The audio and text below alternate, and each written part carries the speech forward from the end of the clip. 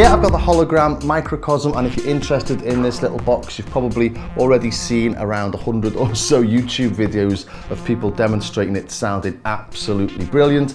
But what exactly does it do? You might have picked one up, actually, you might have seen a video, you've been really impressed by the way it sounds, you got it home and you just can't get the vibe that people are getting from it online. You just can't quite get it to do what you want it to do. So stay tuned, because I'm going to go through exactly what this little box is doing. And be warned here, I'm not going to make it sound amazing. As I say, there's plenty of other stuff already doing that. I'm going to strip it down so you can understand what it's actually doing. Because I have to admit, when I first bought this, I wasn't totally impressed by it. It took me a while to learn how to get the most out of it. And that's because I was treating it like a standard delay or a standard reverb, but that was missing the whole point. So here what I'm going to do is going to try and give a few tips and pointers or suggestions or whatever, and dig into exactly what's going on and how to work with it. And the first thing you've got to wrap your head around is this is a little bit like having a writing partner in the studio with you. You can ask them to write stuff, but they'll always do it in their own way. You can guide them, but you're always going to get a unique perspective back. But what it does, like you heard in the intro there, it takes things that sound a little mundane and can make them sound really interesting. So turn that.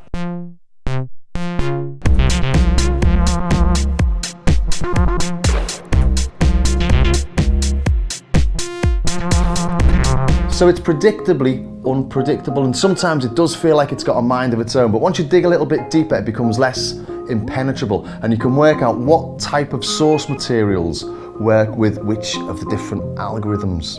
And what we've got here, as you probably already know, is got 11 effects with 4 variations on each, giving us a total of 44 algorithms grouped into these 4 sections: microloop, granules, glitch, and multi-delay. And as I say, these all have different subgroups. So the interrupt has 4, move over to blocks, that's got 4, glide's got 4, sequence has got 4, mosaic has got 4, you get the idea. And you can think of each of these as a probability-driven granular sequencer. It takes the input signal and it chops it up into individual steps, then plays variations of it back. It pitches it, adds delays, time stretches it, adds a reverb, got a filter, and you can manipulate it so it never does the same thing twice, or it can be quite repeatable if you know what it's doing. And that depends on what the individual algorithms are doing. Okay, I've loaded in this little sample. And I'm using this because it's a really nice way of demonstrating things. I'm going to show what the knobs do first, otherwise as I go through a couple of the algorithms you won't understand what I'm doing with the knobs. So if you play this, that's 100% dry, 100% wet. And you can hear obviously loads of weird stuff happening. The first one I'm going to show you is this shape knob. So you can hear these repeats that we're playing here. We've got an envelope on those repeats. So that's ramping down, so it's like a transient pulse. Much smoother as a triangle, builds in, then builds out.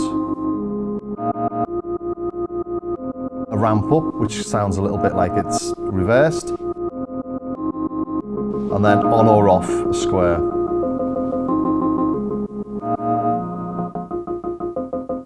So you can really affect the way these repeats sound. The activity knob does different things on each of the different algorithms. On this one, it's adding a variation to the filter on those repeats. You can sort of hear it drifting in and out a little. If we go to another one, this is now sort of bouncing around between different delay lines. But you really do need to dig into the manual when you're using this to understand what you're doing when you're tweaking this. But generally, you sort of just play around with it and see what sounds good.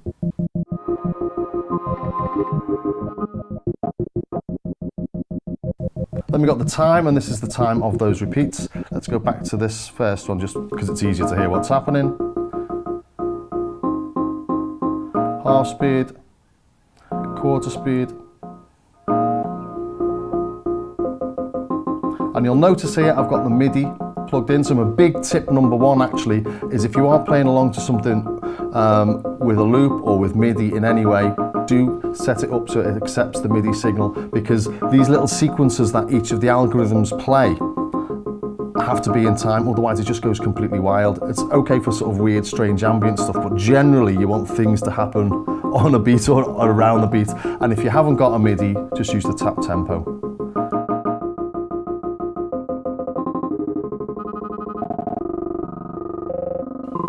And then repeats, obviously, number of repeats. So press stop on the tracker.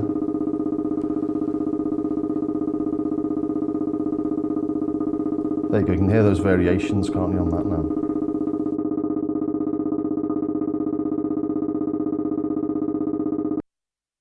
Next up, we've got a filter on them as well. So this filters out the high end on the affected signal.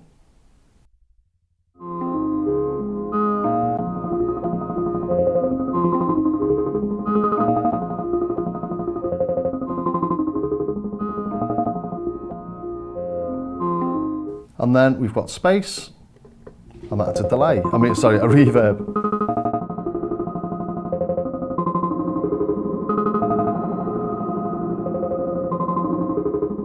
And you'll notice we've got some grey text under everything, and that's because the knobs, or these 6 knobs, have got secondary functions. Just slow that down a bit. So, reverb time, press shift.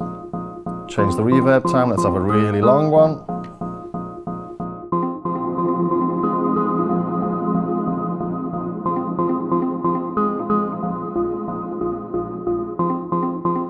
Secondary function on shape is the modulation frequency, and then we've got the modulation depth on repeats. So let's add some modulation depth. There we go, we can hear that modulating.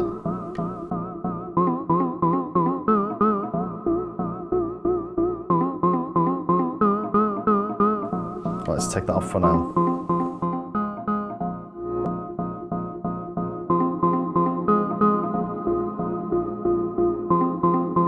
And on the filter we've got resonance. Let's turn the resonance up.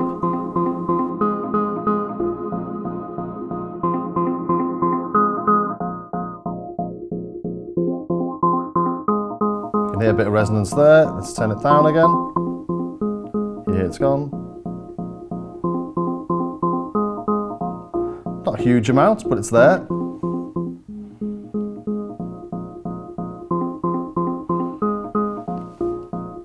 That's the knobs covered. Next thing I should just mention is when I first got this, I had it in instrument level, not line level, and it was just everything was I was having to mess around with everything right up here on the mix knob. So we go into configuration mode, we hold shift and phrase looper. You see that flash. Now we're in configuration mode, and each of these is a different configuration menu. So I know mix is the line input level. We can change the input level to instrument or line, press OK, and then come out of that. And now we're in line level. Just another little top tip actually, because if you have it wrong, it just sounds rubbish. And it took me a while to work out what was going on, an embarrassingly long time before I realised it wasn't broken, it was my fault. Okay, let's take a look at what some of the algorithms do. I'm not going to go into every one of them because there's 44 of them and it'd take me ages. And also, they all seem to work better on different types of tones. And I've set this up because I know the tones I've been using here work to demonstrate glide, sequence and mosaic. But by going through those, it gives you a good idea of what everything else is doing. So we'll go back to sequence again, and we heard a little bit there.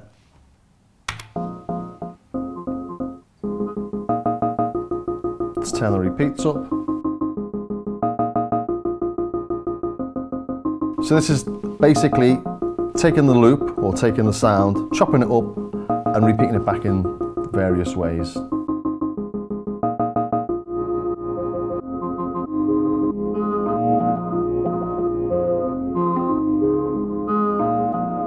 And as I say, on this one, activity changes the filter, or adds filter variations at least.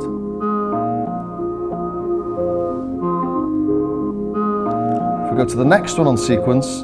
This now plays some of them back, or some of the samples back, or some of the steps it's chopped up at half speed, and you can hear them there playing an octave lower. And this changes the playback speeds, bouncing between them. So I think we're adding more low as we do this. And as I said a little bit earlier as well, we end up with this sort of soft underbelly.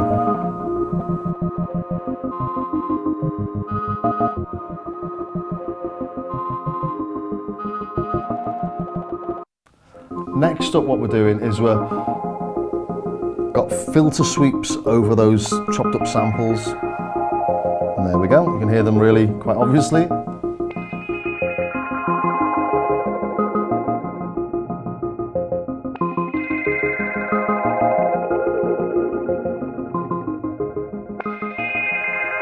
And the activity knob is adding more layers of samples. So that's quite empty sounding, spacious.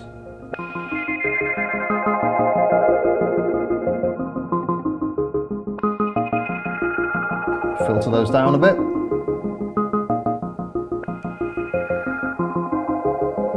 Add some reverb. You know, I said I wasn't going to make it sound any good. You sort of can't help yourself.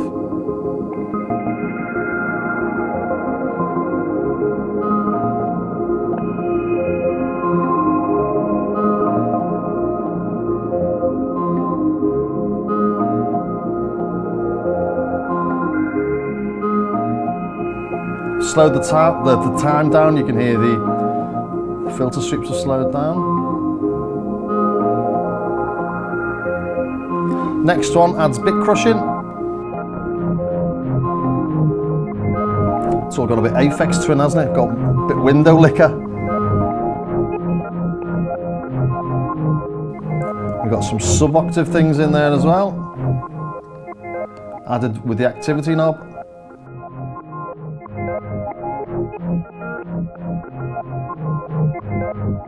It's just adding more bits and bobs, adding more elements, and the sub-octave.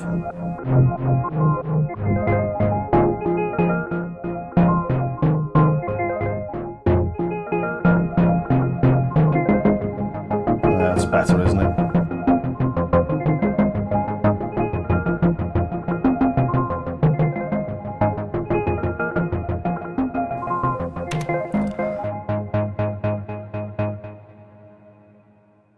So when I said that it was like a probability-driven, granular sequencer sampler manipulating tool, you can sort of see what I mean, maybe. Let's go to glide, because this one's really cool as well. And this will glide between half and normal speed samples or sections. The activity here changes the time of that slide. Let's do it slower.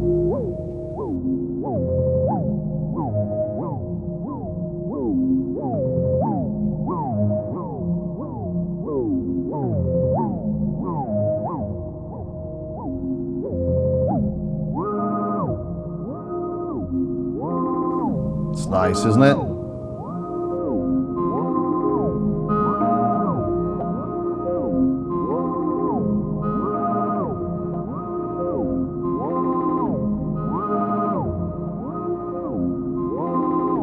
And this one glides between normal speed and double speed.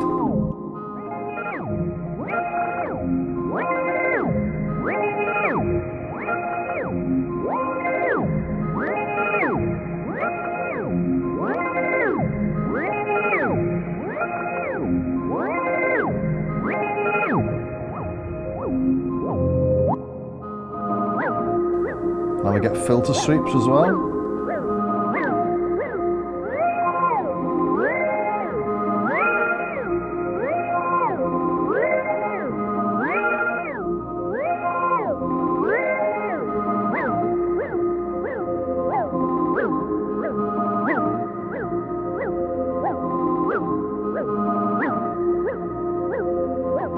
And this glides between normal speed and double speed.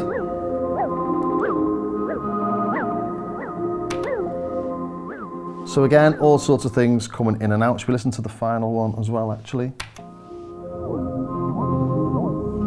And this is gliding both directions at the same time, so high speed to low speed to high speed.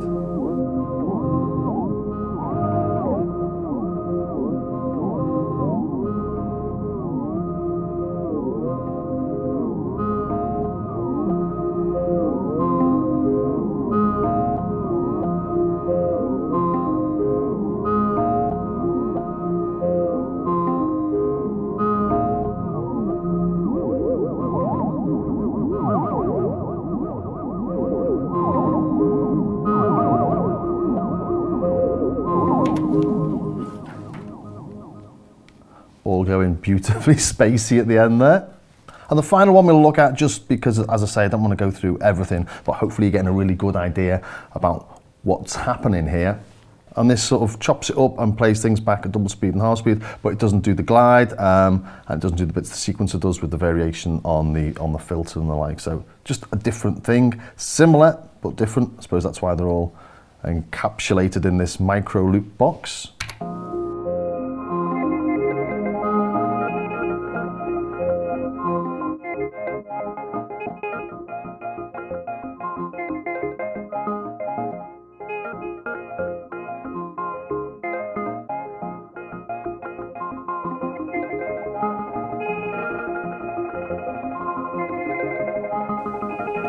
So you can hear it's playing it back at its normal speed and at an octave above, so double speed.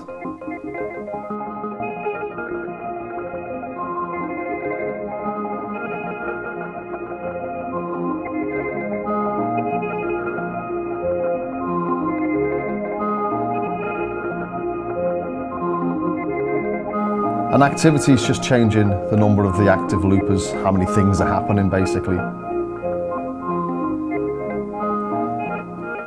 1, up to many, don't know how many, much richer and fuller. This is the same, but it's playing back at the same speed and an octave lower rather than an octave higher.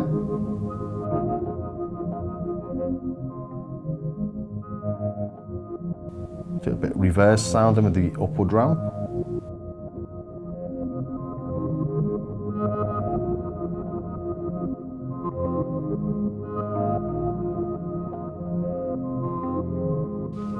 Next up, it plays them all at double speed, so all an octave higher.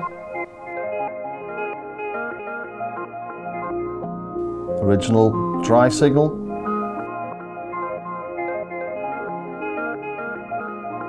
It's an odd loop this, because it's like in 3/4 time or something, but I'm playing it in 4/4 time. If you've got something straight on 4/4, it sounds a little bit more structured than this, but I quite like the way this is sort of almost like polyrhythmic.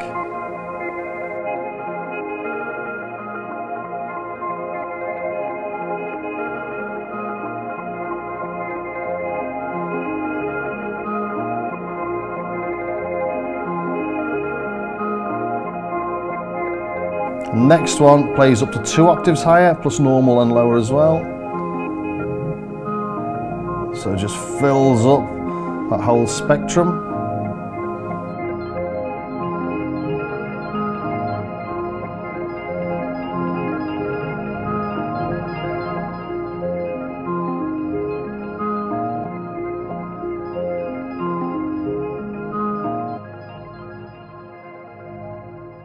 Beautiful that, isn't it?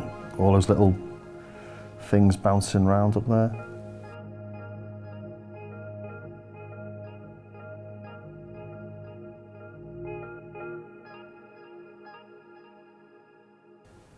And something else I did just to hear what was happening really was play somebody counting. So let's do that because it makes a bit more sense as well. 1, 2, 3, 3, 4, 5, 5, 6, 7. 1, 2, 3, 3, 4, 5, 5, 6, 7. 1, 2, 3, 3, 4, 5, 5, 6, 7. 1, 2, 3, 4, 5, 5, 6, 7. 1, 2, 3, 4, 5. Here we've got the octave lower, obviously. Octave higher on Mosaic 1. 1, 2, 3, 4, 5.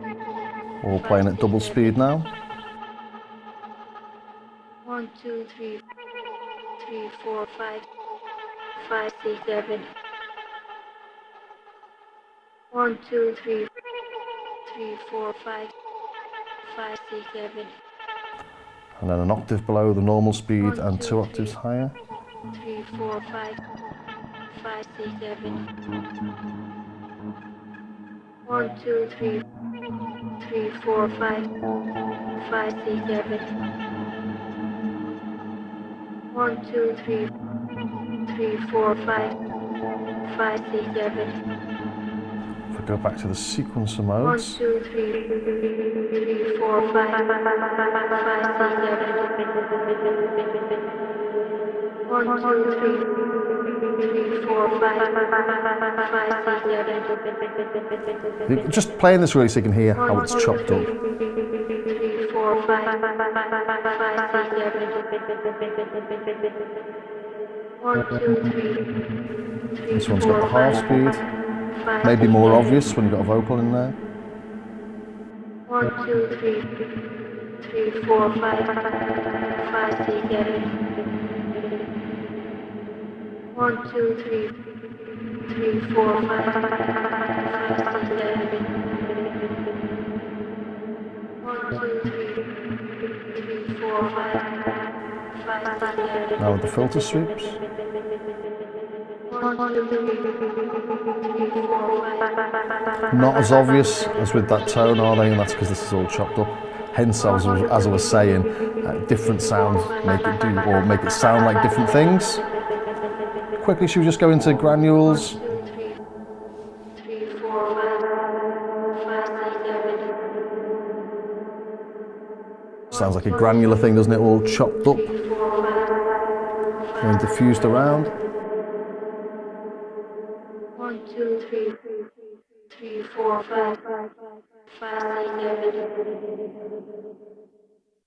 1, 2, 3, 4, 5. More grains diffused around again, making it sort of more textural. 1, 2, 3, 4, 5, 6, 7. 1, 2, 3, Some played at double speed, 4, 5, 6, 7. and the next one some half speed as well. 1, 2, 3, 4, 5, 6, 7.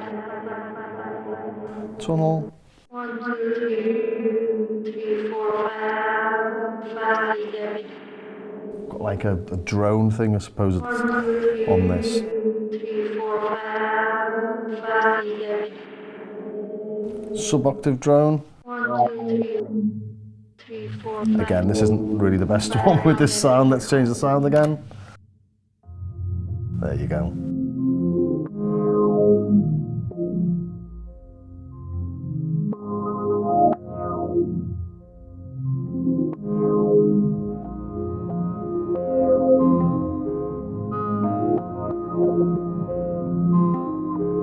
Now the drone thing's got resonant bandpass that you can hear bouncing around there.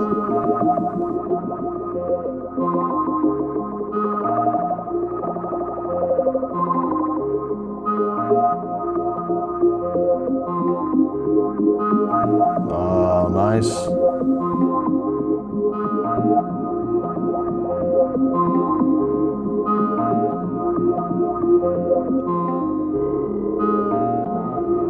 Well, this has got like an envelope that's compressing and lengthening the drone sample length.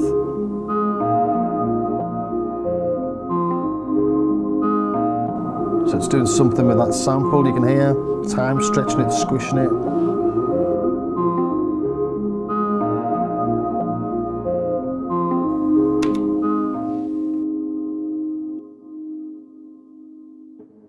So yeah, I'm not going to go through absolutely everything in this. I'm not going to look at the phrase looper. I've never really used the phrase looper. I don't need a phrase looper. I've got this for all that niceness I've just been showing you there. So hopefully after watching this, you've got a little bit more of an understanding of how it works, especially what the knobs do, and how it is essentially a granular sequencer, chops things up, pitches them up and down, glides, filters, does nice little odds and sods with stuff, and just, you know, especially with this this reverb thrown in as well, it just makes things sound cool, and it's the sort of effect that you can't get easily with other stuff. The glitch thing that I played at the intro, blocks, interrupt and op, I don't know, so we just have a very quick look at that.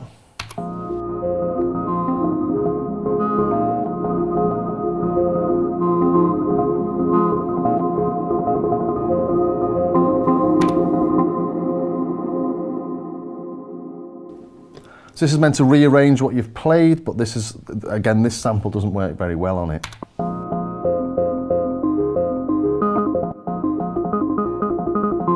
And it rearranges it. You can hear it being rearranged.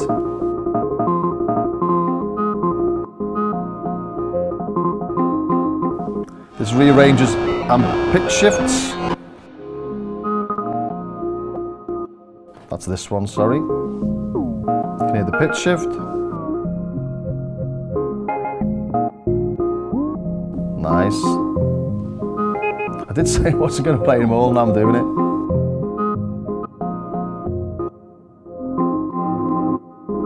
Samples filter in and out.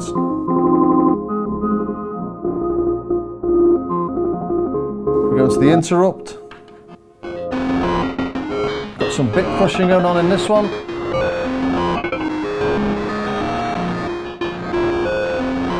And a lot more mental sample manipulation.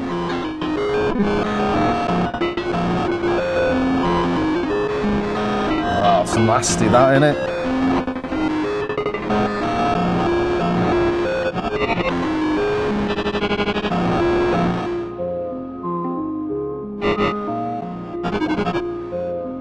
Like that.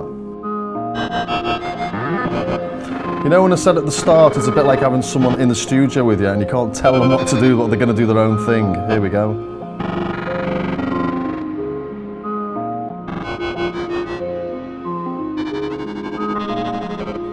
At least you don't have to program it all in your DAW, eh?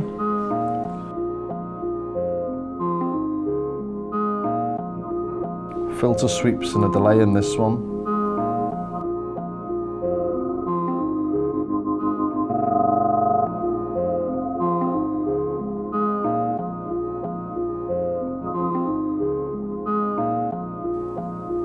This is controlling the sort of the variation in it and the number of glitches.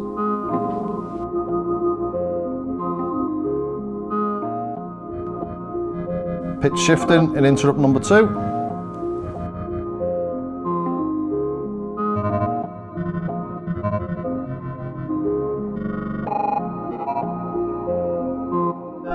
Oh yeah.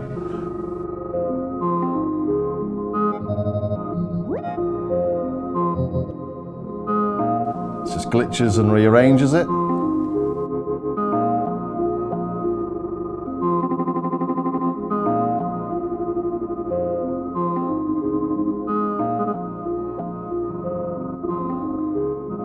Then the ARP makes arpeggios out of what you've been playing.